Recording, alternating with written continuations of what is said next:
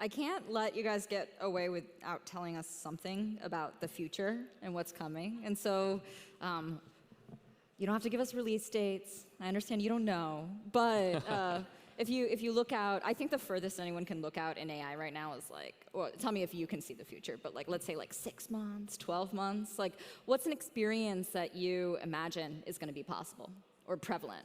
I think a lot about like well, I think a lot about this all the time, but like the maybe two words to be like plant seeds in everybody's mind. Like one is proactivity, like how do the models become more proactive? Like once they know about you and they're monitoring, like they're reading your email in a good, not creepy way, and they're like, because you authorized them to, and then they like, spot an interesting trend, or you start your day with something that's a like a proactive, like, recap of what's going on, some conversations you're going to have.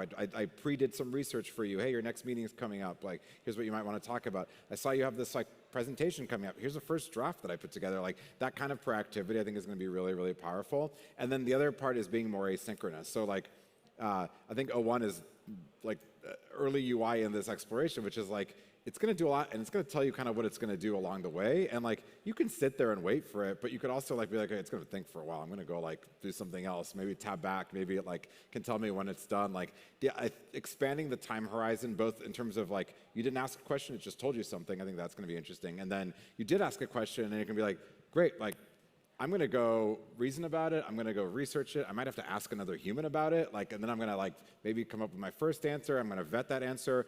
You'll hear back from me in like an hour. Like breaking free of those like constraints of like expecting an answer immediately, I think will let you do things like, hey, I have this like whole like mini project plan, like go flesh it out. Or like, not just like, I want you to like change this one thing on the screen, but like fix this bug for me. Like take my PRD and like adapt it for these new market conditions, like adapt it for these 3 different market conditions that emerge. Like being able to push those dimensions, I think, is what I'm personally most excited about on the product side.